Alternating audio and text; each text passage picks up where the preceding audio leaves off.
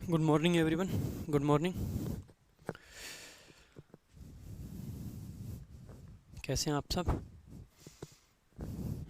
उम्मीद करता हूँ आप सब अच्छे होंगे। अच्छी आपकी पढ़ाई चल रही होगी। आज क्लास के लिए देरी हो गई, ट्रैफिक जाम में फंस चुका था। आप सब जानते होंगे दिल्ली के ट्रैफिक की हालत कैसी है। तो जाम में फंस गया मैं, थोड़ा थोड़ा क्या मतलब कुछ ज़्यादा ही जाम में फंस गया था। इस चक्कर में काफ़ी सारी देरी हुई आपकी क्लास को स्टार्ट होने में। ठीक है, स्टार्ट करते हैं दोस्तों आज की क्लास। आज की क्लास में नरेशंस की लास्ट प्रैक्टिस क्लास है। इस क्लास के बाद में हम सीधे सीधे मूव कर जाएंगे आपके कॉम्प्रिहेंशन पार्ट पे। बीच बीच में आपके क्वेश्चंस जो भी लेटेस्ट क्वेश्चन आ रहे हैं एग्जाम में, बाकी चीज़ें वो आपको टाइम टू टाइम प्रोवाइड किए जाएंगे, चाहे टॉपिक हो चुका है चाहे वो आगे होने वाला है, उन सभी टॉपिक्स के। तो उनकी चिंता करने की आपको ज़रूरत नहीं पड़ेगी, है ना। उनकी चिंता करने की आपको ज़रूरत नहीं पड़ेगी, वो सब मैं प्रोवाइड करते रहूँगा। लेकिन फ़िलहाल के लिए स्टार्ट करते हैं आज की क्लास। जैसे मैंने वॉइस में आपको लास्ट क्लास जो कराई थी दैट वाज ऑफ के, हाँ, आपके जितने भी CGL प्री 2021 में क्वेश्चंस आए थे उन सबको कराया था।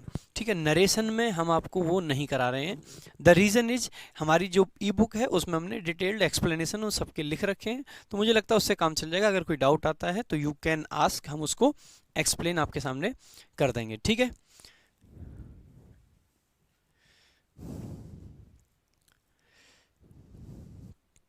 वो सारी चीज़ें हम एक्सप्लेन ज़रूर कर देंगे जो आपको डाउट आएगा। तो ई बुक आपको आज मिल जाएगी। ठीक है, आज शाम तक, रात को लगभग लगभग 4 बजे तक काम करने के बाद भी थोड़ी सी जो फाइनल एक दो चीज़ें वो उसमें रह गई, उसके लिए माफ़ी। चलो भाई, आज का पहला क्वेश्चन है, call the first witness said the जज। इसका आंसर करेंगे। बहुत शानदार क्वेश्चन है। जिस किताब से ये क्वेश्चन लिया गया है उस किताब में इसका आंसर गलत दिया गया है, इसीलिए इस क्वेश्चन को यहाँ पे डाला गया है। आंसर करेंगे कि क्या आपका आंसर होगा। आंसर करेंगे कि क्या इसका आंसर होगा। दिव्या सिंह, एक्सीलेंट, आपका आंसर एकदम सही है।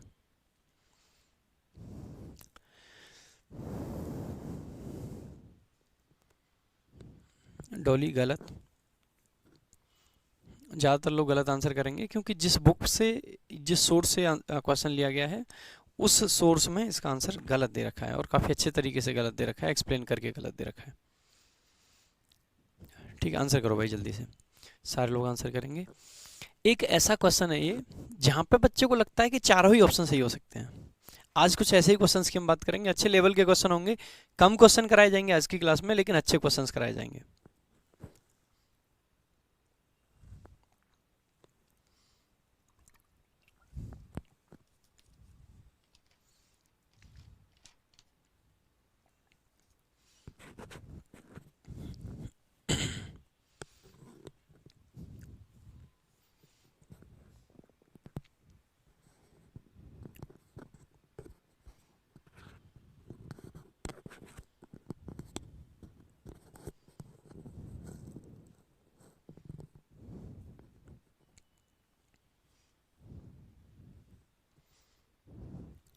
देखते हैं एक बार क्वेश्चन को। सबसे पहले ऑप्शन ए की तरफ बढ़ते हैं। सबसे पहले ऑप्शन ए की तरफ बढ़ते हैं। द जज आपका सब्जेक्ट है। पहले क्वेश्चन की तरफ ही देख लें। कॉल द फर्स्ट विटनेस, यानी कि जज ने कहा कि जाइए फर्स्ट विटनेस जो है उसको बुलाया जाए, है ना। फर्स्ट विटनेस को बुलाया जाए। सबसे पहले ऑप्शन नंबर ए की तरफ बढ़ते हैं। अब आपको क्या याद रखना है, अब आपको क्या याद रखना है कि ये जो कमांड वर्ब है आपकी, ये जो कमांड आपकी वर्ब है, इस वर्ब के साथ में अगर इन्फिनिटिव आएगा तो यहाँ पे हमें ये बताना ज़रूरी है कि कमांड किसको किया गया है, यानी कि यहाँ पे somebody लगाना जरूरी है। हमें बताना पड़ेगा द जज कमांडेड, किसे कमांड किया, किस पर्सन को कमांड किया।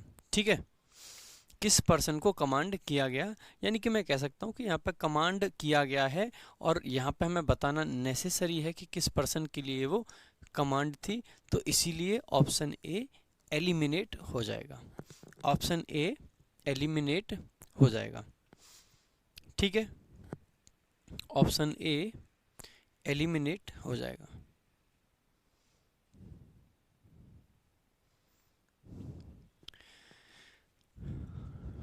आ जाते हैं भाई ऑप्शन बी की तरफ। ऑप्शन बी की तरफ आ जाते हैं। ठीक है, ऑप्शन बी में यहाँ पे देम दे रखा है। ऑप्शन बी में यहाँ पे देम दे रखा है, ठीक है। द जज commanded them to call the first witness, ठीक है, to call the first witness. It may be correct, ये करेक्ट हो सकता है। अब आ जाते हैं ऑप्शन सी की तरफ। द जज कमांडेड, जज ने कमांड दी, क्या कमांड दी, कंजंक्शन लगा दिया दैट। अब आपको क्या याद रखना है कि कमांड के बाद में जब इन्फिनिटिव आता है यानी कि टू आता है, तो ऐसे केस में हम कमांड के बाद में somebody लिखना ज़रूरी है। लेकिन अगर कमांड वर्ब के बाद में दैट क्लॉज आ रखी है तो वहाँ पे हमें बताने की ज़रूरत नहीं है कि हम किसको कमांड कर रहे हैं, यानी कि हम डायरेक्ट ये वाला स्ट्रक्चर मतलब कमांड प्लस में दैट क्लॉज लिख सकते हैं, यानी कि यहाँ तक सेंटेंस सही है। आगे हमने देखा the first witness, the first witness को हमने सब्जेक्ट बनाया क्योंकि फर्स्ट विटनेस किसी को बुलाएगा नहीं, उसको बुलाया जाएगा, इसीलिए हम कह सकते हैं कि यहाँ पे बी कॉल्ड पैसिव में लिख दिया। अब बी क्यों लिखा, इज क्यों नहीं लिखा, तो इसका मतलब ये है, ये जो कमांड है, कमांड का मतलब है कमांड का मतलब है किसी ज़रूरत को एक्सप्रेस करना। अगर किसी ज़रूरत को एक्सप्रेस किया जा रहा है, इसका मतलब है यहाँ पे प्रेजेंट सब्जेक्टिव मूड आएगा। आप ये समझना, कमांड के बाद में दैट क्लॉज आती है तो उसमें प्रेजेंट सब्जेक्टिव मूड का यूज़ करा जाता है। यानी कि मैं ये कह सकता हूँ कि आपका ये वाला सेंटेंस भी ग्रामेटिकली सही है, मीनिंग वाइज सही है। यानी आप देखोगे बी ऑप्शन और सी ऑप्शन दोनों ग्रामेटिकली और मीनिंग वाइज एकदम करेक्ट हैं, ठीक है। आ जाते हैं सी ऑप्शन पे। द जज commanded the first witness to be called. अब आपको क्या देखना है, देखिए अगर हम इसके आगे इन्फिनिटिव लिखते हैं, क्या लिखते हैं, इन्फिनिटिव, तो यहाँ पे कमांड समबडी वाला सेंस आ जाता है। मतलब ऐसा है कि भाई जज ने कमांड दे दी इस विटनेस को। बाकी वर्ब के साथ में ऐसा पॉसिबल है कि आगे इन्फिनिटिव लिख दें, ठीक है। बाकी तो ऐसे केस में इस कमांड का ये ऑब्जेक्ट बन जाता है। अगर ये ऑब्जेक्ट है तो बेसिकली क्या फर्स्ट विटनेस को कमांड किया गया, नहीं, कमांड किसी और को किया गया और कमांड ये थी दरअसल कि फर्स्ट विटनेस को बुलाया जाए। क्योंकि यहाँ पे कमांड इसका ऑब्जेक्ट बन जाता है, इसीलिए हम कहेंगे कि ऑप्शन डी भी एलिमिनेट हो जाता है। ऑप्शन डी को भी हम एलिमिनेट कर सकते हैं। अब हमारे पास दो ऑप्शन है, एक ऑप्शन है द जज commanded them to call the first witness, और एक ऑप्शन है द जज commanded that the first witness be called.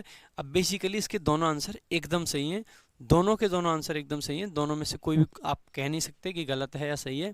दोनों में एक चीज़ जो अपने आप रख रखी है, यहाँ पे देम को खुद से रखा गया है और यहाँ पे पैसिव स्ट्रक्चर को खुद से यूज़ किया गया है। दोनों में एक एक चीज़ अपनी तरफ से अपनी मर्जी से लगा दी गई है। तो दोनों में आप देख सकते हैं ये भी इसका आंसर सही है, ये भी सही है। मैं पर्सनली मानता हूँ कि इसका आंसर, बेटर आंसर इसका सी ऑप्शन है, क्योंकि कमांड के साथ में दैट क्लॉज लगाना ज़्यादा बेटर माना जाता है, ज़्यादा अच्छा माना जाता है, ठीक है। तो कमांड के साथ में क्योंकि अलग से देम ना लगा के आप दैट क्लॉज लगाओगे, ज़्यादा अच्छा माना जाएगा। तो मेरे हिसाब से सी इज़ दी बेटर ऑप्शन। बाकी ऑप्शन बी और ऑप्शन सी दोनों सही हैं। कैसे कैसे सही हैं वो मैं आपको एक्सप्लेन करके बता चुका है ना।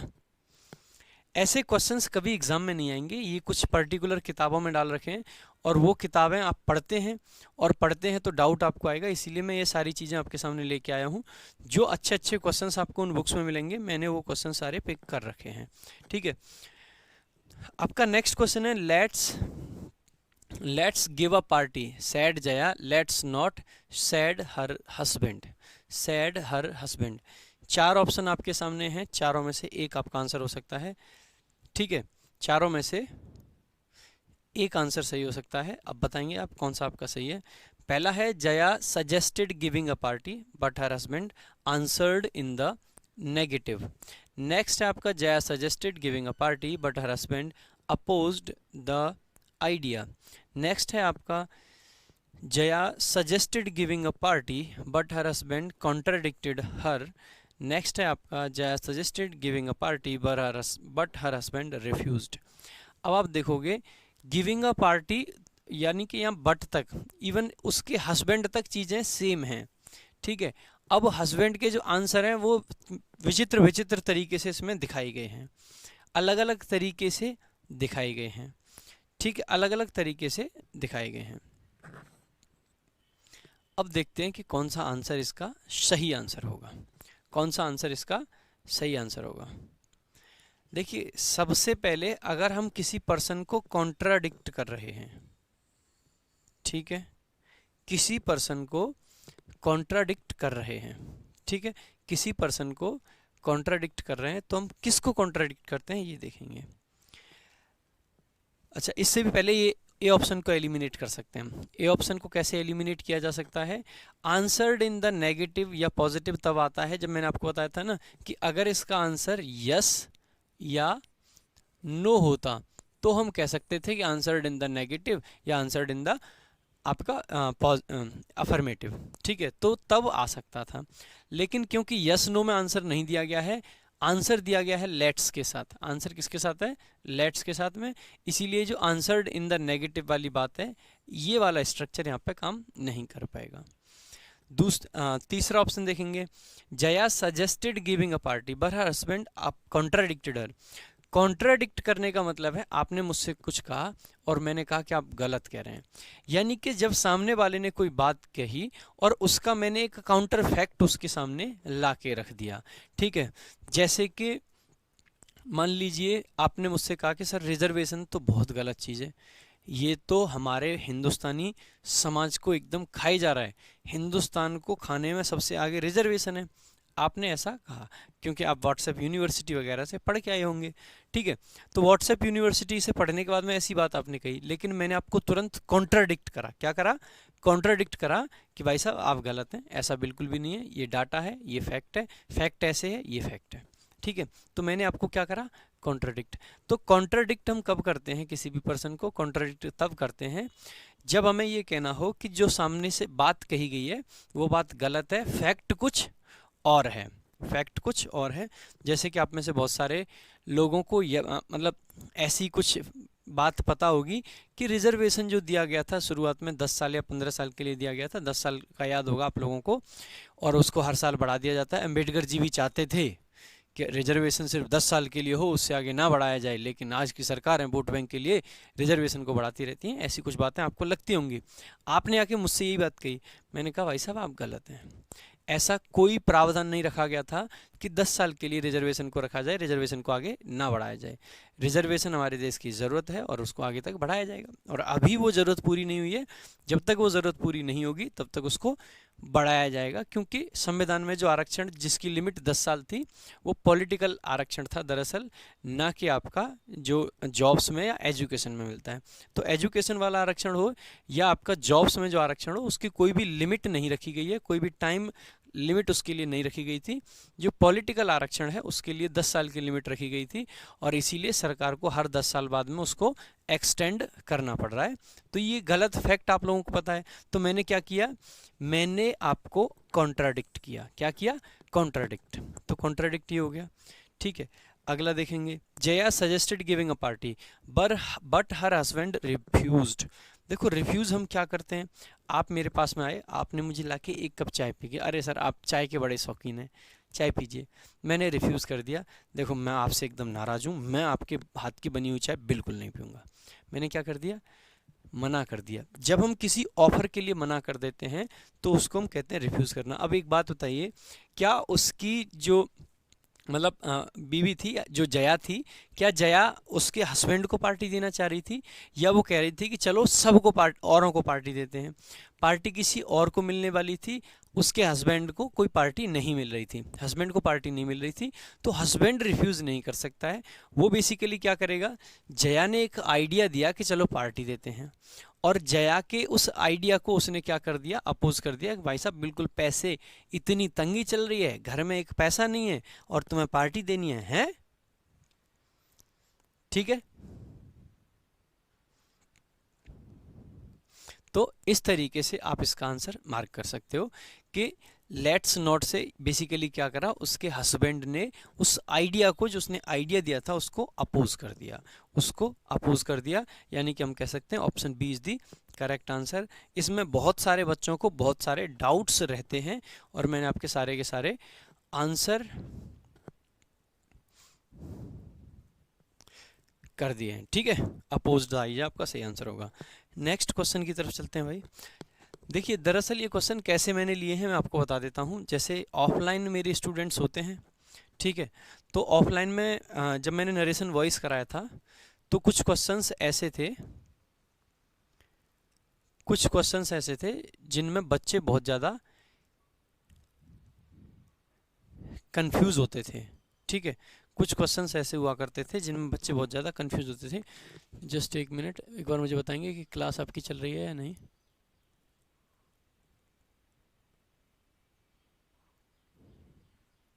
चलो ठीक है, चल रही है।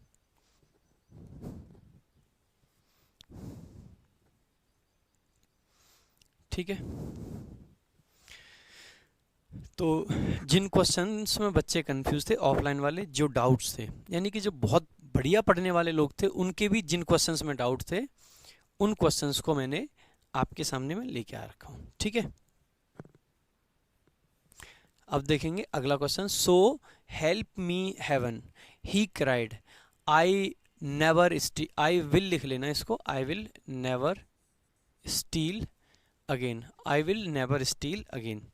उसने कहा कि प्लीज़ हेवन, मतलब एक तरीके से भगवान को आवाज़ लगाई उसने कि मेरी मदद करें, मैं दोबारा कभी भी चोरी नहीं करूँगा।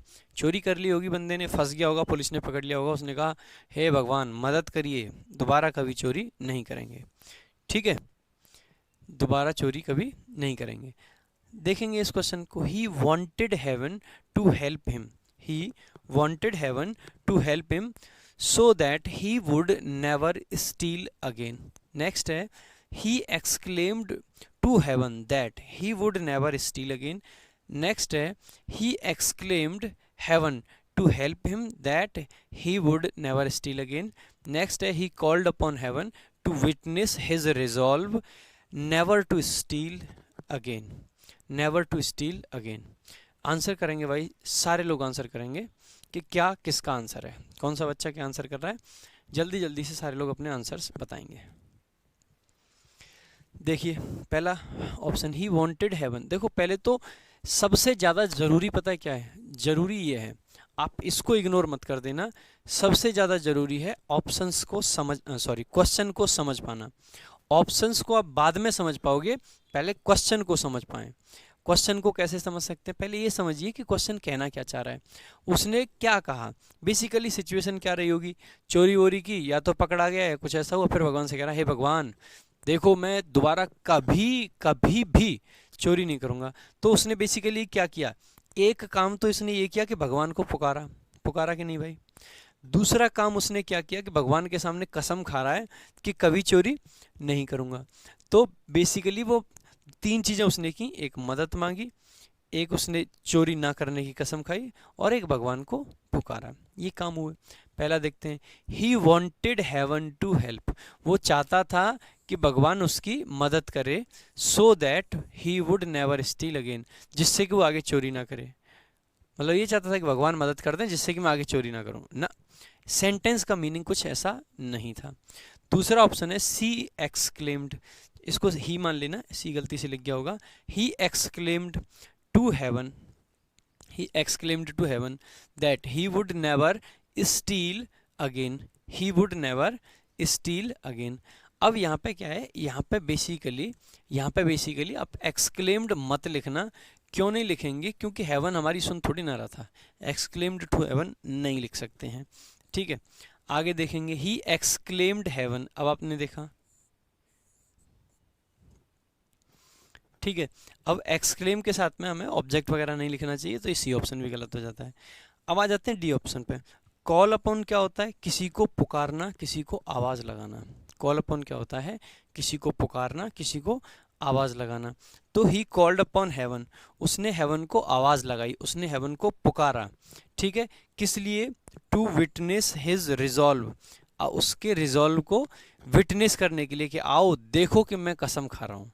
तो basically the answer is D option, the answer is D option. Help का मीनिंग इसमें खुद से इंक्लूडेड है, बाकी के ऑप्शन गलत हैं, इसीलिए D option is the only correct answer.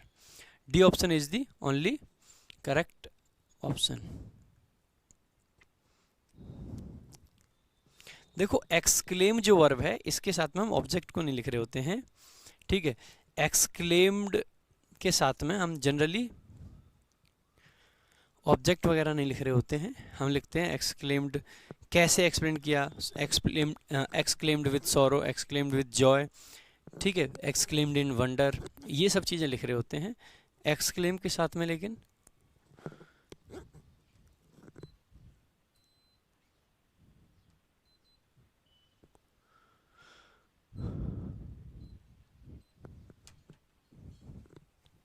ठीक है,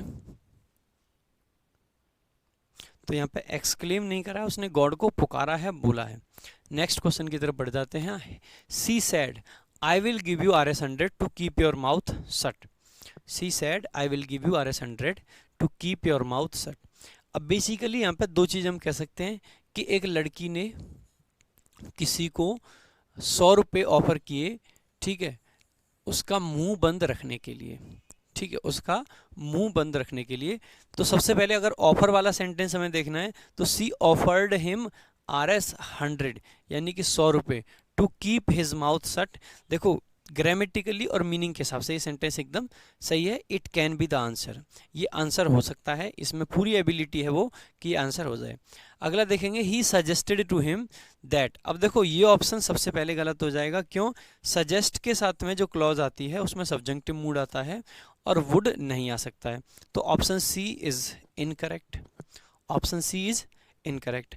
आगे सेम केस प्रपोज के साथ होता है, प्रपोज के साथ में जब दैट क्लॉज आती है तो आपका सब्जेक्टिव मूड आता है, वुड नहीं आ सकता, तो डी इज ऑल्सो इनकरेक्ट।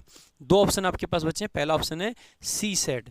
देखो ये स्टैंडर्ड रूल के साथ में बनाया गया है, कैसे बनाया गया समझेंगे। सी को सी रहने दिया, सैड को सैड रहने दिया।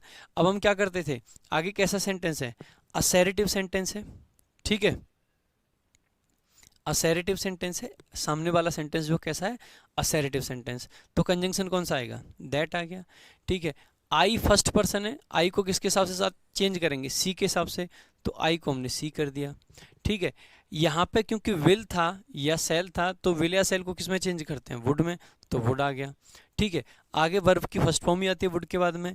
और यू को हम कैसे चेंज किया, यहाँ के हिसाब से, यू को हमने कैसे चेंज किया, यहाँ पे ऑब्जेक्ट हम मान के चल रहे हैं कि ही रहा होगा, तो यहाँ पे हिम कर दिया, ठीक है। आगे हमने देखा हिम कितना पैसा मिलेगा, 100 रुपये, और क्यों मिल रहे हैं, to keep his mouth shut, to keep his mouth shut, answer ये भी ठीक है। अब बड़ी विकट परिस्थिति है। विकट परिस्थिति क्या है कि ऑप्शन बी भी सही है और ऑप्शन ए भी सही है, दोनों के दोनों आंसर आपके एकदम सही हैं। नीचे वाले में बात की गई है कुछ ऑफर देने की, कि उसने ऑफर किया कि ये ले 100 रुपये ले ले, जुबान मत खोलियो, है ना, कुछ ऐसी बात करी है उसने।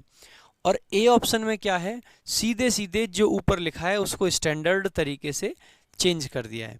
एग्जाम में अगर कभी ऐसा होता है तो क्या करोगे, एग्जाम में आप क्या करोगे, जो भैया स्टैंडर्ड रूल्स है ना उसको फॉलो करोगे और भैया आपका सही आंसर होगा। तो option A is the correct answer, option A is the correct answer. B में भी कोई बुराई नहीं है, बी में कोई बुराई नहीं है, बट बेचारा ए के सामने थोड़ा सा हल्का पड़ गया, बाकी और कोई दिक्कत उसके अंदर नहीं है, ठीक है, और कोई दिक्कत उसके अंदर नहीं है। नेक्स्ट क्वेश्चन की तरफ बढ़ेंगे। अगला हमारा क्वेश्चन है क्वेश्चन नंबर 8 या 9 जो भी होगा, या 7, ठीक है। Fie a soldier and afraid of fighting said Babar. अब ये फाई जो होता है बेसिकली ये एक डिसगस्ट दिखाने के लिए होता है, किसी को कर्ज करने के लिए होते हैं, ठीक है, किसी को कर्ज करने के लिए होता है।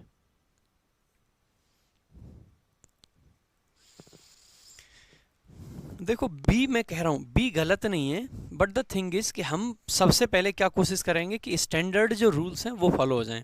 हमारे एग्जाम की प्रवृत्ति ऐसी है कि वो स्टैंडर्ड रूल्स की तरफ ही जाएंगे, ठीक है, हमारे एग्जामिनर ऐसे हैं कि उनको स्टैंडर्ड रूल्स ही पसंद आएंगे, इसीलिए ऑप्शन ए को मैंने प्रेफरेंस दिया लास्ट क्वेश्चन में।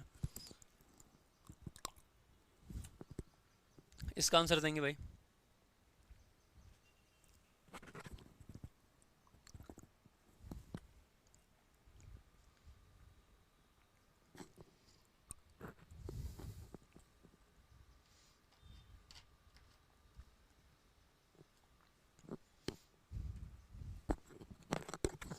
आंसर करो इस क्वेश्चन का सारे लोग।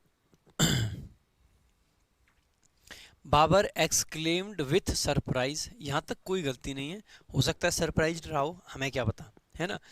That a soldier should be afraid, नहीं, शुड बी अफ्रेड यानी कि उसने सरप्राइज के साथ में ये कहा कि एक सोल्जर को मतलब डरना चाहिए, नहीं, ये वाली बात गलत है, ठीक है। यहाँ पे हमें लिखना चाहिए था that a soldier is afraid of fighting, तो हमारा ये ऑप्शन सही हो जाता शुड की जगह पे।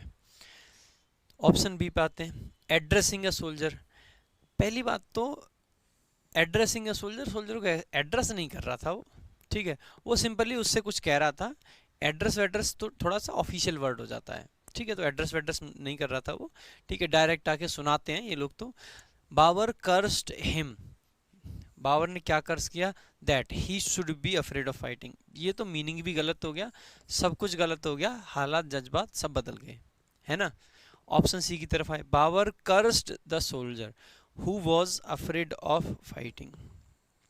देखिए मीनिंग वाइज एकदम सही है, सारी चीज़ों में मतलब ग्रामेटिकली एकदम सही है, कोई दिक्कत नहीं है इस वाले ऑप्शन में, लेकिन जो एग्जैक्ट सेंस ऊपर था वो वाला सेंस निकल नहीं पा रहा है। बाबर ने ये कहा, देखो एक सोल्जर को एकदम कर्ज किया है, कैसा सोल्जर है रे तू, कैसा सोल्जर है रे तू, एक सोल्जर होके डरता है। बेसिकली वो कहना चाह रहा था कि एक सोल्जर को फाइटिंग से डरना नहीं चाहिए, बेसिकली एक सोल्जर को फाइटिंग से डरना नहीं चाहिए। तो बेसिकली आप देखोगे एक तो उसने ये कहा कि कर्स्ड, ठीक है, Babar cursed and exclaimed that a soldier should not be afraid of fighting. Option D is the correct answer. उसने ये कहा कि भाई साहब, उसने कर्ज किया उसको और एक्सक्लेम किया कि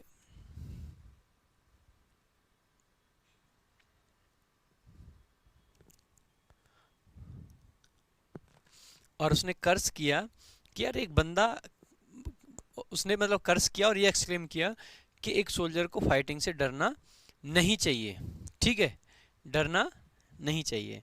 तो इस तरीके से आप बना सकते हैं। कुछ बच्चों को डाउट आ रहा है कि सर आपने कहा इज कैसे आ जाएगा, ये तो नेगेटिव होना चाहिए। अरे यहाँ पे सरप्राइज होगा तो सरप्राइज किस चीज पे होगा, डरता है इस चीज पे या नहीं डरता है इस चीज पे, कोई बंदा डरता है उसी पे तो सरप्राइज होगा। ये देखिए ना, इसके हिसाब से आगे चीजें आएंगी। यहाँ पे एक्सक्लेम किया तो क्या एक्सक्लेम किया होगा, डरता है या नहीं डरता है, क्या किस चीज के लिए किया होगा, एक्सक्लेम किया होगा कि डरना चाहिए या नहीं चाहिए, तो नहीं चाहिए लेकिन डरता है, ठीक है, दोनों में फर्क है, इस चीज को समझेंगे। कर्स्ट का मीन मतलब होता है किसी को एक तरीके से साप दे देना, अगर बोले तो शुद्ध भाषा में, ठीक है। नेक्स्ट क्वेश्चन है आपका, the teacher said to Ram would you like to go on a trip to Kashmir, क्या आप कश्मीर की एक ट्रिप पे जाना चाहते हैं, ठीक है, वुड यू लाइक टू। अब आप देखोगे वुड यू लाइक है तो इसको हम क्या लिख देंगे, यू वुड लाइक, मतलब यू को किससे चेंज करेंगे, राम से, तो ही वुड लाइक। अब देखेंगे इसमें ही वुड लाइक है, इसमें ही वुड हैव लाइक है, ऑप्शन सी खत्म हो जाएगा। इसमें राम वुड लाइक है, ही में कन्वर्ट करना था, और ही वुड लाइक यहाँ भी है, ठीक है। और हम कहाँ से चीज़ों को एलिमिनेट कर सकते हैं, ठीक है, to go on a trip to Kashmir and Ram replied in the affirmative. Okay, अच्छा राम ने ना यहाँ पे यस वाली चीज और ध्यान रख लेना, आधा सेंटेंस थोड़ा सा छूट गया है, ठीक है। एंड यहाँ पे इस तरीके से लिख लेना, एंड राम सेड यस, नहीं, यस सेड राम, इस तरीके से रहा होगा पूरा सेंटेंस, ठीक है। अब आगे देखेंगे, the teacher asked Ram if he would like to go on a trip to Kashmir and Ram replied yes.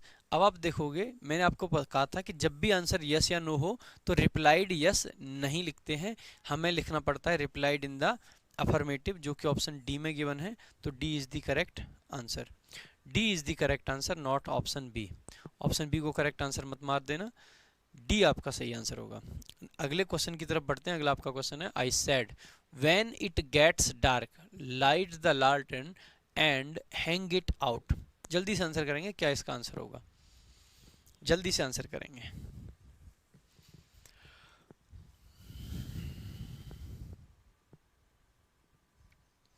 Next question का आंसर होगा I said when it gets dark. अब आप देखोगे ये एक व्हेन क्लॉज है, ठीक है।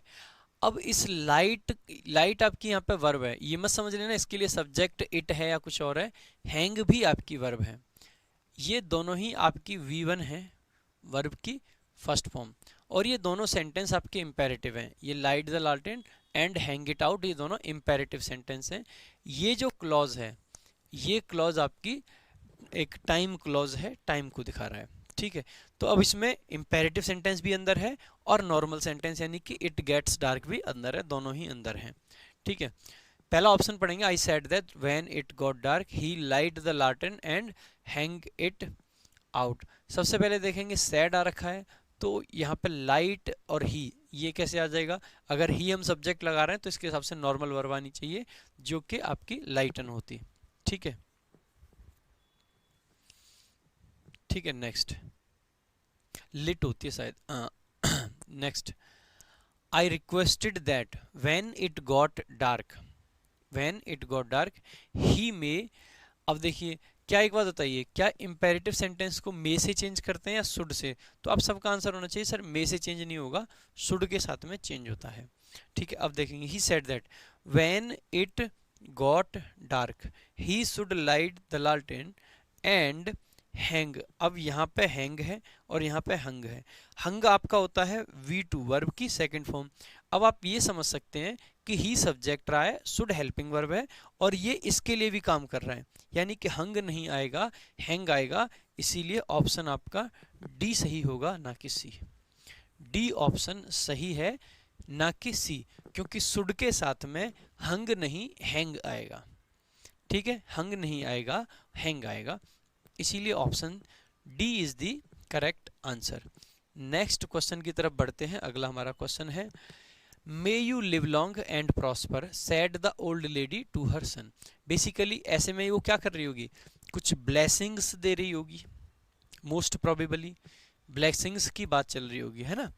अगर ब्लेसिंग्स की बात चल रही होगी तो हम कह सकते हैं कि यहाँ पर कुछ ब्लेसिंग दी गई हैं। तो सबसे पहले The old lady blessed her son with long life and wished him prosperity. दूसरा ऑप्शन है the old lady prayed for her son's long life and prosperity. Next option है the old lady prayed for her son and said that he might live long and prosper.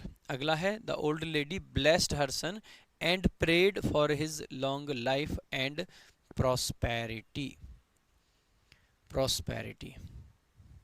सी सही क्यों नहीं था? पिछले में बताया तो सही कि शुड के बाद में V1 आनी चाहिए, हंग V2 है, और कैसे बताऊं कि सी क्यों गलत है? इसको बताओ जल्दी से आंसर। ये अच्छा क्वेश्चन है, काफी अच्छा क्वेश्चन है, ठीक है। अब बेसिकली यहाँ पे क्या रहा होगा? मे यू लिव लॉन्ग, तो सबसे पहले तो उसने कुछ ब्लेसिंग जो दी है वो भगवान से मांगी है, ठीक है।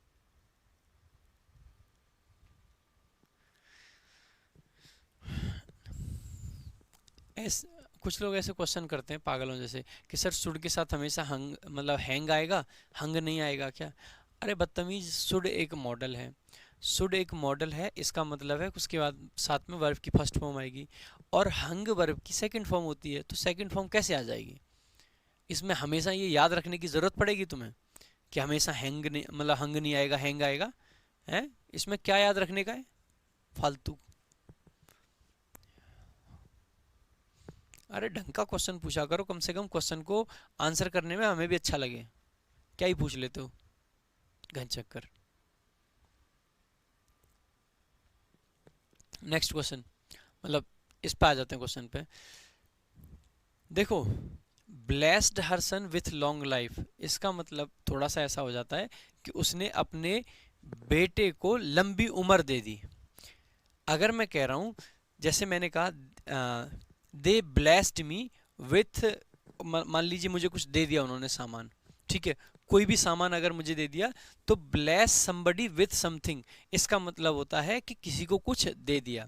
ब्लेसिंग देना इसका मतलब नहीं होता है, ब्लेसिंग देना इसका मतलब नहीं होता है। जिन लोगों को ए आंसर लग रहा है उनके लिए है ब्लेस समबडी विथ समथिंग का मतलब होता है to give something to somebody, किसी को कोई चीज देना, यूजुअली अच्छी चीज़ें देते हैं, पॉजिटिव अच्छी चीज़ें देते हैं।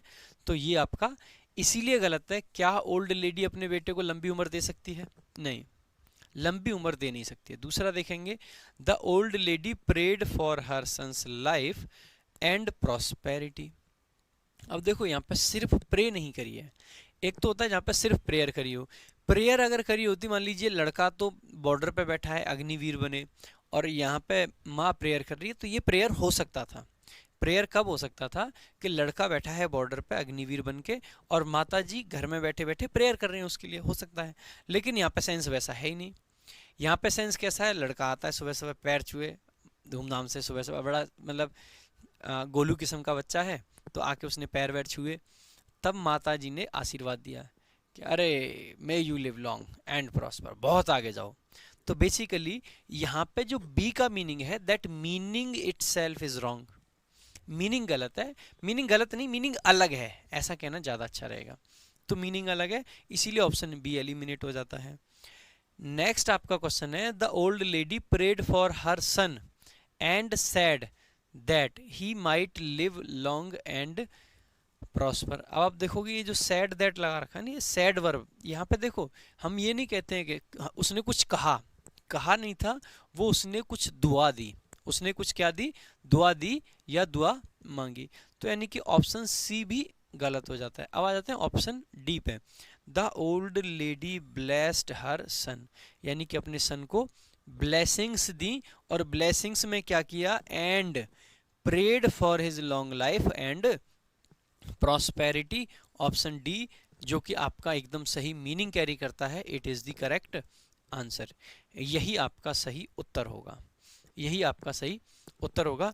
बढ़ जाते हैं अगले क्वेश्चन की तरफ तेजी से। अगला क्वेश्चन है हमारा, Socrates said virtue has its own reward. सबसे पहले तो ये सेज वाला जो ऑप्शन है, क्योंकि सॉक्रेट्स आप तो रहे नहीं, ठीक है, तो सबसे पहले तो इसको हटा देंगे, ठीक है। सुकरात तो अब है नहीं, तो ये सेज वाली बात तो है ही नहीं। वैसे भी ऊपर सैड है तो सैड ही रहेगा। सुकरात तो जहर का प्याला पी लिया था, वैसे सुकरात हैं। आपने वो लाइन सुनी है ना किसी की, किसी कवि ने कहा है कि उस प्याले में जहर था ही नहीं, नहीं तो सुकरात मर गया होता। अब आप कहोगे सुकरात तो सही में मर गया था उस प्याले के जहर को पी के। बस यही जो आर्टिस्टिक जो रिप्रेजेंटेशन होता है ना चीजों का, वो होता है, ठीक है।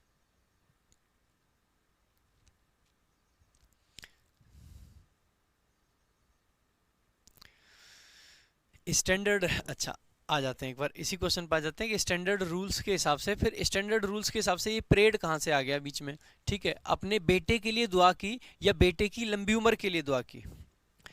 The old lady prayed for her son, अपने बेटे के लिए दुआ की या बेटे की लंबी उम्र के लिए दुआ की या उसकी प्रॉस्पेरिटी के लिए दुआ की? आप समझ सकते हैं कि हम क्या कहना चाह रहे हैं। हम उसकी ये नहीं कहना चाह रहे उसने अपने बेटे के लिए दुआ की, उसकी लंबी उम्र के लिए दुआ की, है ना। चलो आगे चलते हैं। तो सोक्रेट्स वाली बात पे अब इस पर आ जाते हैं। यहाँ पे आपने देखा है हैज है, क्या लगा रखा है? हैज लगा रखा है। आगे पास्ट है तो उसके हिसाब से तो हैड आ जाना चाहिए। सबसे पहले तो वॉज को हटा देंगे भाई, सबसे पहले तो वॉज को हटा देंगे, क्योंकि हैज किसी भी तरीके से वॉज में चेंज नहीं होगा, ठीक है। वॉज में चेंज नहीं होता है किसी भी तरीके से, तो सबसे पहले तो ये हट जाएगा। दूसरा ऑप्शन आपका ए जो है उसमें हैड दे रखा है। अब आपको ये पता चलना चाहिए, ये पता होना चाहिए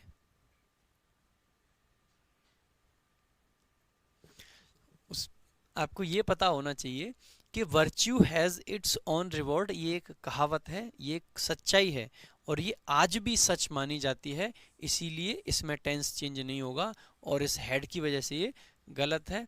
क्योंकि ये कहावत है, आज भी सच्चाई है, तो इसका मतलब है option C is the correct answer. Option C is the correct answer.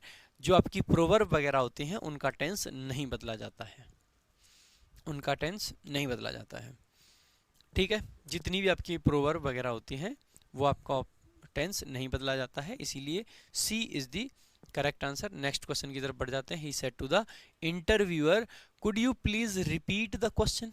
क्या आप क्वेश्चन को रिपीट कर सकते हैं? प्लीज, ऐसे उसने कहा। अब बेसिकली रिक्वेस्टेड द इंटरव्यूअर, भाई एकदम सारे में रिक्वेस्टेड लगा रखा है, ठीक है। अब यहाँ पे लगा रखा है requested the interviewer if he could please repeat the question. अब आपको ये समझ आना चाहिए कि जब रिक्वेस्ट के साथ में आपका ऑब्जेक्ट आ रखा हो, रिक्वेस्ट के साथ में इनडायरेक्ट ऑब्जेक्ट भी लगा रखा हो, ऐसे केस में जनरली हम इफ क्लॉज को नहीं लगाते हैं।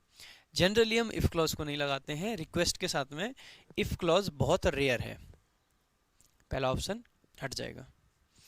रिक्वेस्ट के साथ में व्हाट इज कॉमन, व्हाट, ये यानी कि रिक्वेस्ट के साथ में जनरली आपका इन्फिनिटिव आता है। क्या आता है? इन्फिनिटिव। तो क्योंकि रिक्वेस्ट है तो दो ऑप्शन तो वैसे ही एलिमिनेट हो जाएंगे इफ के हिसाब से ही, ठीक है। अब आ जाता है he requested the interviewer to please repeat the question. अब क्योंकि रिक्वेस्ट वर्ड हमने यहाँ लिख लिया है तो इस वाले प्लीज की कोई वैल्यू रह नहीं जाती है, वो सुपरफ्लुअस हो जाएगा। इसीलिए हम कहेंगे कि ऑप्शन आपका बी जो है वो भी एलिमिनेट। अब तीन तो एलिमिनेट हो ही गए, अब चौथा ऑप्शन आप देख सकते हैं एक ही बचता है, वही आपका सही आंसर है, C is the correct answer. He requested the interviewer to repeat the question. he requested the interviewer to repeat the question. Option C is the correct answer. Next question की तरफ बढ़ते हैं। He said it used to be a lovely quiet street. अब आपको इसमें क्या जानना है कि भैया यूज्ड टू को बदला नहीं जाता है, ये आपको मैंने बताया था। इसका एक ही दो क्वेश्चन मिलता है लेकिन ये मिल गया।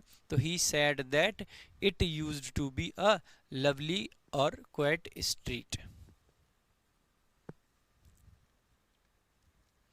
Option A is the correct answer. Had used होगा नहीं, यूज्ड टू बी अ, इसको इट को देयर में बदलेंगे नहीं, और वेदर आने का कोई मतलब है नहीं, ठीक है। नेक्स्ट अगला आपका क्वेश्चन है the spectator said bravo well done players. उन्होंने बेसिकली क्या किया है, उनको अपलाउड करा है। क्या करा है? तारीफ करिए, अरे वाह, अरे शानदार, वेल डन भाई, वेल डन, ऐसे तारीफ ही तो करते हैं। तो बेसिकली क्या किया? तारीफ की है, ठीक है, तारीफ की है। अब आप समझ सकते हैं प्लेयर्स इसमें क्या है? वोकेटिव केस है। वोकेटिव केस से मैं समझता हूं कि आप सारे लोग फिलहाल की कंडीशन में मतलब एक अच्छे तरीके से वाकिफ हैं कि किस तरीके से वोकेटिव केस को हम यूज करते हैं, क्योंकि काफी पिछले 2-3 दिन से नरेशन में लगातार वोकेटिव केस ही आपका आ रहा है। तो वोकेटिव केस से आप सब लोग वाकिफ हैं, मुझे ऐसा लगता है ना।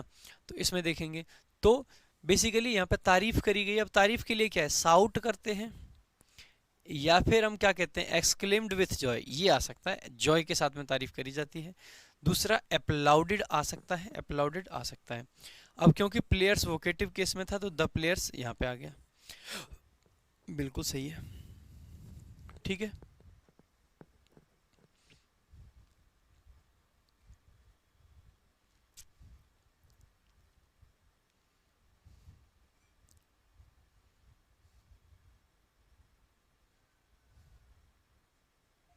ठीक है, नेक्स्ट देखते हैं, मतलब आगे देखते हैं। तो अपलाउड कर रखा है, ठीक है। तो applauded the players joyfully to do well. To do well, अब आपको ये पता है कि इन्फिनिटिव थोड़ा सा फ्यूचरिस्टिक इन नेचर होता है, ये बात मैं कई बार बता चुका हूँ। फ्यूचरिस्टिक यानी कि वो उनको अच्छा कब करना है? आगे। यानी कि अगर टू डू वेल हम लिख रहे हैं, इसका मतलब है कि हम उनको अपलाउड कर रहे हैं इसलिए कि आगे अच्छा करें। लेकिन क्या आगे अच्छा करने के लिए अपलाउड किया गया था? नहीं यार, आगे अच्छा करने के लिए तो अपलाउड नहीं करा गया था। किसके लिए किया गया था? अपलाउड किया गया था कि जो कि उन्होंने अच्छा किया उस टाइम पे। तो देखिए पास्ट में अपलाउड किया तो अच्छा कब किया होगा? पास्ट ऑफ पास्ट में, तो they had done well. Option C is the correct answer, ठीक है। और देखो वर डूइंग वेल नहीं, जो कर रहे थे उसके लिए नहीं, जो कर चुके थे उसके लिए, जो कर चुके थे उसके लिए उन्होंने अपलाउड किया। तो इसका मतलब है जो बी वाला ऑप्शन है ये भी गलत हो जाएगा। बेसिकली जॉय नहीं था वहां पे, अपलाउड करना था, जो एप्रिसिएशन दिया गया था उसकी बात की जा रही है, ठीक है।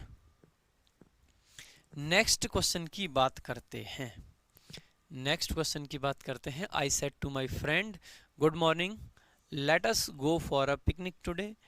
गुड मॉर्निंग भाई साहब, क्या आज एक पिकनिक पे चलें? ऐसा हमने अपने दोस्त से कहा। है ना।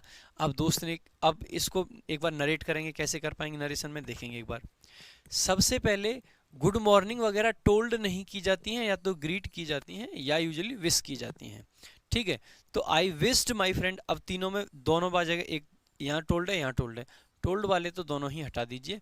गुड मॉर्निंग को क्या करा जाएगा, विश करा जाएगा। तो आई विस्ड माई फ्रेंड, क्या विश किया, गुड मॉर्निंग। दोनों में ऐसे ही दे रखा है, एकदम सही बात है, यहाँ तक दोनों में सही है।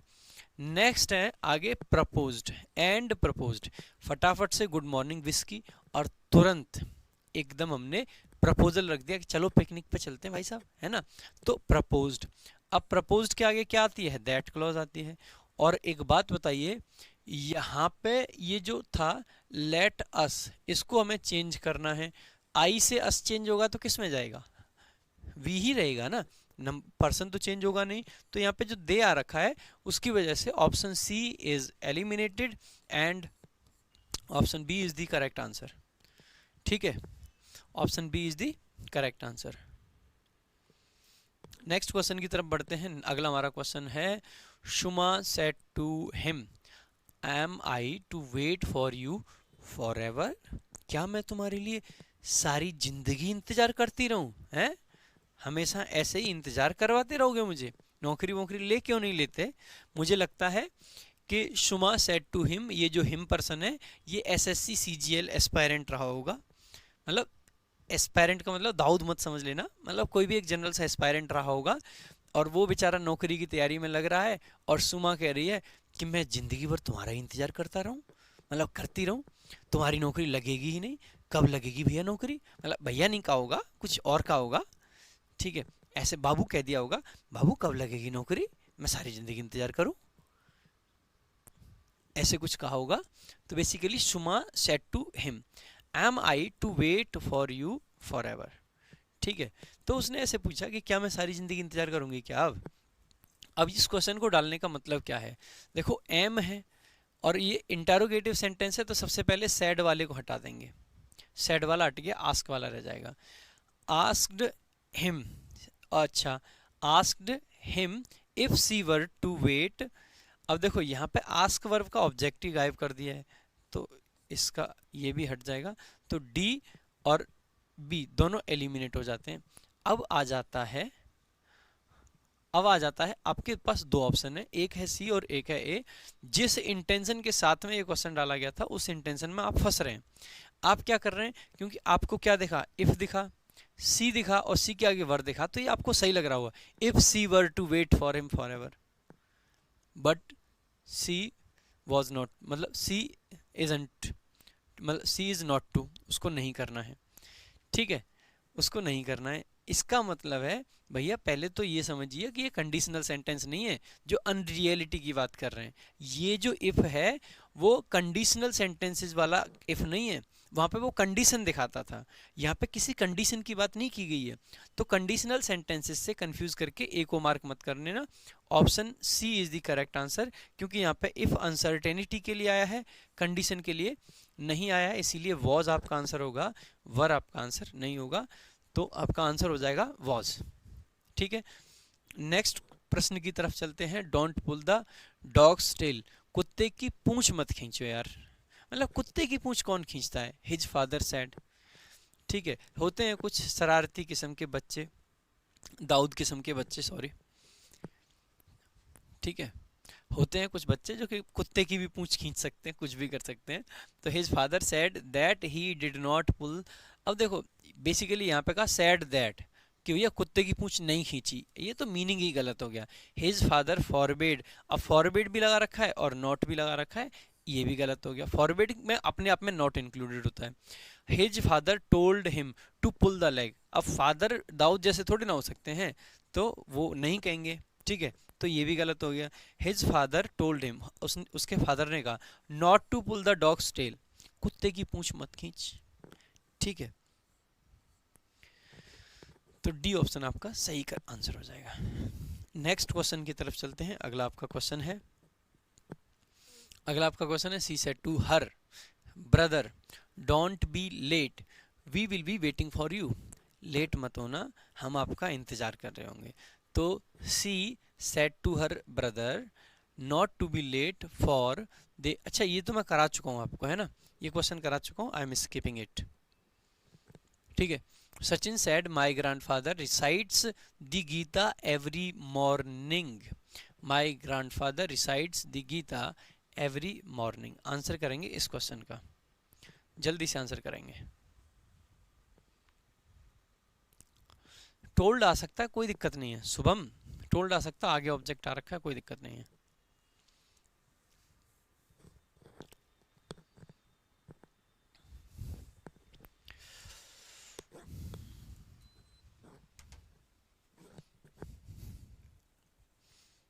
करेंगे भाई आंसर सारे लोग। Sachin told that his grandfather has recited. सबसे पहले देखेंगे रिसाइट्स यानी प्रेजेंट इंडेफिनिट। प्रेजेंट इंडेफिनिट किसी भी कंडीशन में हैज में तो नहीं जाएगा।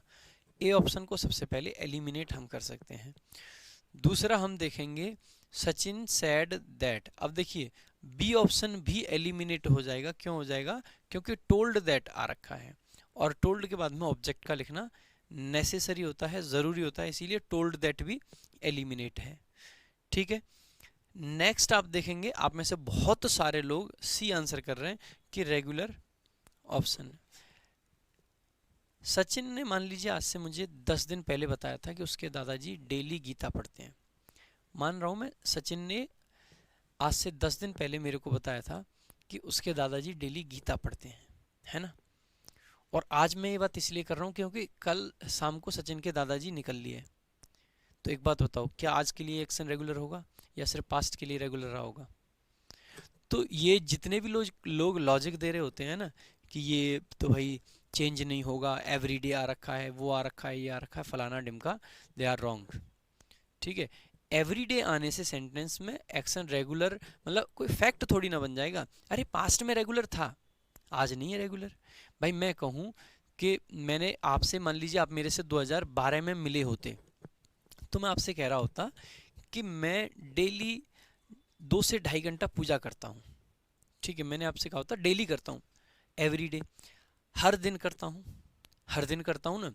तो उस टाइम पे हर दिन करता था, मैंने उस दिन एवरीडे बोला था। लेकिन आज मैं जिंदा हूँ फिर भी नहीं करता हूँ। हो सकता है उसके दादाजी मरे ना हो, निकले ना हो सकता है आज से 20 दिन पहले उसने मुझसे ये बात कही थी, लेकिन आज उसके दादाजी हॉस्पिटल में हैं, आज गीता नहीं पढ़ पा रहे हैं। और मुझे वहाँ खड़े खड़े इतना दुख हो रहा है कि बताओ, सचिन ने मुझसे कहा था कि उसके दादाजी डेली गीता पढ़ते हैं, अब बताओ बेचारे हॉस्पिटल में पढ़े हैं, अब कैसे गीता पढ़ेंगे, अब तो नहीं पढ़ पा रहे हैं। बेसिक बात क्या है, मैं आपको ये समझाना चाहता हूँ कि ये फालतू की बात है कि भाई एवरीडे आ गया तो चेंज नहीं होगा। ठीक है, जरूरी नहीं है कि आपका जो मतलब इनके जो दादाजी हैं वो आज भी वो काम कर रहे हों। जितने भी एक्शन है, अगर आप पॉसिबिलिटी देखोगे तो दोनों ही पॉसिबिलिटी होती हैं। हो सकता है कि वो आज भी होता हो और हो सकता है वो आज ना होता हो। ठीक है, जैसे हम कहते हैं, हमने एक सेंटेंस बोला, हमने पूछा he said do you like him, या he said do you like me, ऐसे हमने बोला। एक बात बताओ, जब डू यू लाइक को हम इफ सी लाइक्ड हिम में बदलते हैं तो क्या गारंटी है कि आज वो लाइक नहीं करती होगी? आज भी करती होगी ना, आज भी करती होगी। इस चीज़ की क्या गारंटी है कि नहीं करती होगी? लेकिन जनरली क्योंकि टेंस चेंज हो रहा है तो आगे भी टेंस आपका चेंज होगा, इसीलिए वो सिर्फ तब नहीं होता है, टेंस चेंज सिर्फ तब नहीं होता है जहाँ पे ये गारंटी हो कि सिचुएशन चेंज नहीं हुई है। और वो गारंटी कब होती है? जब कोई यूनिवर्सल फैक्ट होता है, जब कोई साइंटिफिक फैक्ट होता है, ऐसे केस में ही वो गारंटी आ पाती है, वैसे तो आ पाती नहीं है। अब क्या ये साइंटिफिक फैक्ट है? क्या ये यूनिवर्सल है कि दादाजी डेली ही पढ़ेंगे? It is not universal. For this reason option C is eliminated, option D is the correct answer. Option D is the correct answer. ठीक है, अब आप देखोगे ऑप्शन डी इसलिए सही है, यहाँ पे सैड है और बी में आपका टोल्ड था। ठीक है, नेक्स्ट चलेंगे। Mister Gupta said to his son, do not take up any responsibility unless you are confident you can do it. Mister Gupta ने कहा कि भैया कोई जिम्मेदारी मत लो, अगर भरोसा हो कि कर सकते हो तो ही जिम्मेदारी लेना, अदरवाइज कोई जिम्मेदारी लेने की जरूरत नहीं है। ठीक है, अदरवाइज कोई भी जिम्मेदारी लेने की जरूरत नहीं है, उसने कुछ ऐसा कहा। तो मिस्टर गुप्ता, अब ये उस अपने बच्चे को क्या कर रहे होंगे, एडवाइस कर रहे होंगे। अब गुप्ता जी एडवाइस दे रहे हैं अपने बच्चे को कि भैया ऐसा करिए, कोई रिस्पॉन्सिबिलिटी लेने की जरूरत नहीं है, ठीक है। तो advised his son not to take up any responsibility unless he is confident of, देखो आगे एडवाइज्ड है और यहाँ पे ही इज है, option A eliminated. Advised his son to take up any to, अब देखिए advised his son to take up, क्या एडवाइज किया था कि रिस्पॉन्सिबिलिटी ले ले, नहीं, तो सी ऑप्शन भी एलिमिनेट है। नेक्स्ट है advised his son not to take up any responsibility unless he was confident that he could do it. Option B पे आ जाते हैं, mister Gupta advised his son against taking up responsibility without completing it. अब देखिए complete करने की तो बात ही नहीं है, उसने बात की है कि कॉन्फिडेंट होना चाहिए, यानी कि ऑप्शन बी भी गलत है, ऑप्शन ए भी गलत है, option D is the correct answer. Mister Gupta advised his son not to take up any responsibility unless he was confident that he could do it, ठीक है, डू इट। अब आज ई बुक के लिए थोड़ा सा और वेट करें, थोड़ी एक दो चीज़ें रह गई उसकी वजह से नहीं हो पाई है, ठीक है। क्वेश्चन नंबर अगले की तरफ चलते हैं। The teacher said students we live in deeds not in years, ठीक है, we live in deeds not in years, देखेंगे भाई। तो द टीचर सैड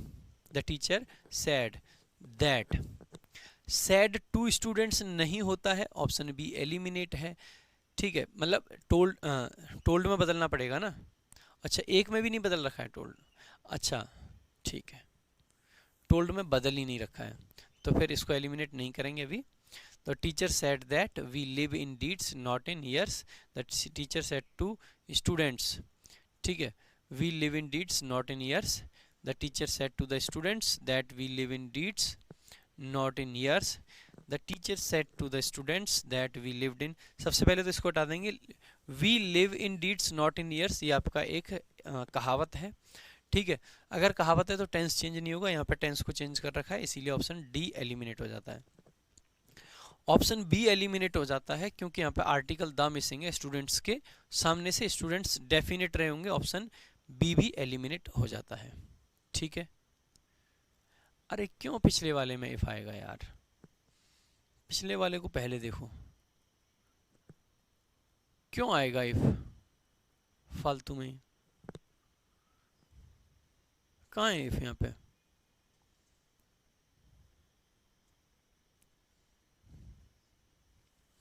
ठीक है, यानी कि दो ऑप्शन आपके एलिमिनेट हैं।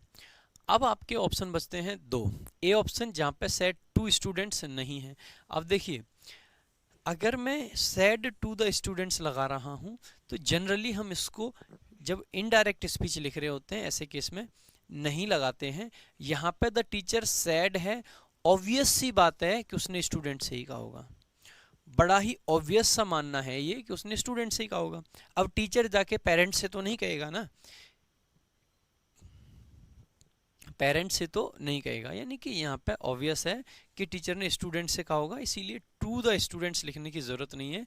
अगर यहाँ पे टोल्ड द स्टूडेंट्स होता तो हम इसको बेटर मानते, लेकिन क्योंकि सेड टू को हम अवॉइड करते हैं इनडायरेक्ट स्पीच में, यानी कि जब हमारा डायरेक्ट स्पीच होता है वहाँ पे तो सेड टू लिखते हैं, लेकिन टोल्ड लिखते हैं हम इनडायरेक्ट स्पीच में, और यहाँ पे इनडायरेक्ट स्पीच है इसीलिए सेड टू द स्टूडेंट्स को गलत कंसिडर करेंगे। A is the best option, best option is a, ठीक है, तो ए आपका आंसर हो जाएगा।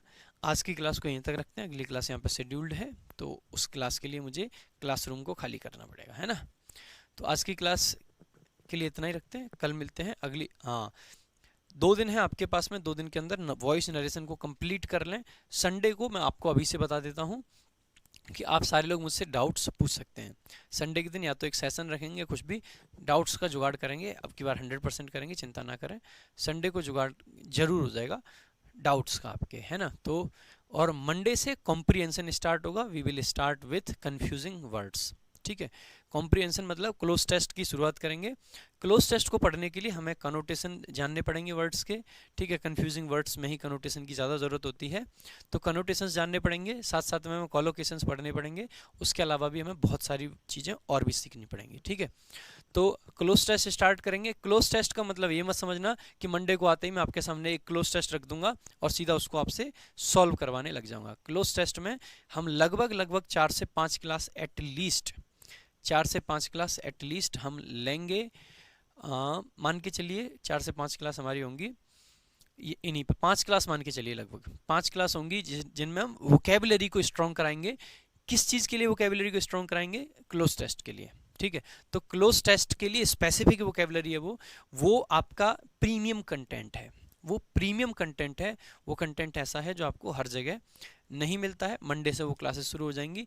प्रीमियम कंटेंट, एक शब्द, दो शब्द दिए, दोनों शब्द जहाँ के यूसेज में बच्चों को डाउट होता है कौन सा आएगा कौन सा नहीं, उस पर 2 एग्जाम्पल दिए, उनके मीनिंग बताए। इस तरीके से हम चीज़ों को कंटिन्यू करेंगे। तो ये आपके लिए बहुत प्रीमियम क्लासेस रहेंगी। मंडे से मैं कोशिश करूँगा लगभग सारे बैचेज में वो क्लासेस हमारी चलेंगी। ठीक है, चलो ठीक है, ओके। आज की क्लास को यहीं तक रखते हैं। Thank you so much. जय हिंद, जय भारत।